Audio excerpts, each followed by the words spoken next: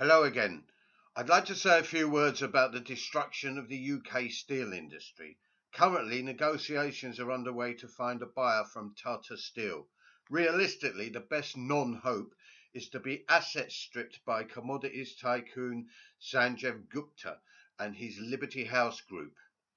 The workforce will be reduced to a mere fraction of its present size.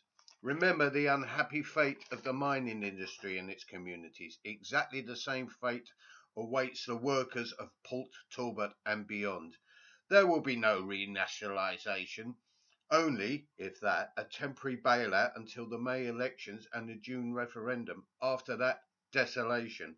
What interests, or rather flabbergasts me, is the lack of raging anger or meaningful fightback so far by the steelworkers themselves. They listen with almost touching approval to Jeremy Corbyn when he promises renationalisation. This simply is not going to happen. But far worse was when the utterly discredited Ayn Rand disciple, the business secretary, Sajid Javid, paid a belated visit to the Port Talbot plant.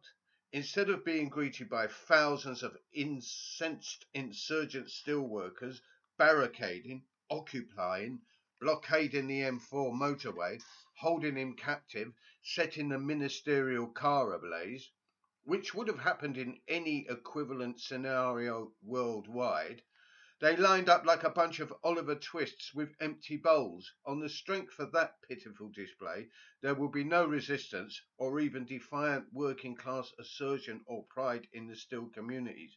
The government will play for time until after the June referendum and then kiss goodbye to the steel industry.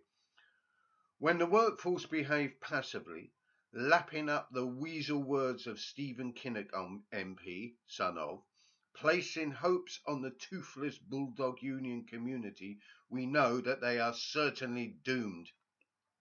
We, the discontented, can only support the steelworkers if they put in a determined show of resistance, at the very least.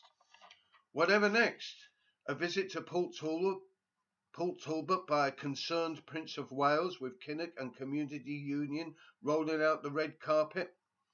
Our class is becoming increasingly lumpenized, even when working. 0 hours contracts, pay that bears no relation to living costs. Housing, for example. Maybe we should say, damn it all and bring it on. Here in the torpor of the sleepy UK, only the lumpen have any dynamism to them. The respectable, law-abiding, deferential part of the working class are, electorally at least, moving further to the right. Millions must have voted Tory in the 2015 election. In Wales, of all places, UKIP are poised to poll well during the May elections. Let's be realistic. There is no real manufacturing economy here in the UK. There's tourism, the property boom, the City of London speculation in the arms trade, and most industry is service industry. Latest figures show that in 2014, over 3,000 bankers in the city were paid €1 million plus. Soon, we will have more millionaire bankers than steelworkers. This is our economy, supported, subsidised, encouraged by generations of Conservative and Labour governments. How long will this continue?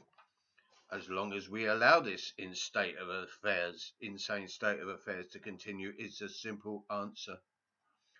Rather than fight doomed rearguard actions, our class, the majority of the population by far, must take to the offensive. We must destroy the system in its entirety before it destroys us and as individuals and communities. To hell with the passive, grovelling, cap-in-hand demonstrations that give time of day to Labour politicians. It only requires a minority of our class to take to the streets, take direct action, to create a new revolutionary upheaval and politics. It's a choice of that or do nothing, ending up with Prime Minister Boris Johnson and the ultimate grovel fest in 10 years' time, with the glorious celebration of the Queen's 100th birthday. Wish I was kidding, but I ain't. Oh, to be on the streets of Reykjavik right now at this very moment. Bye.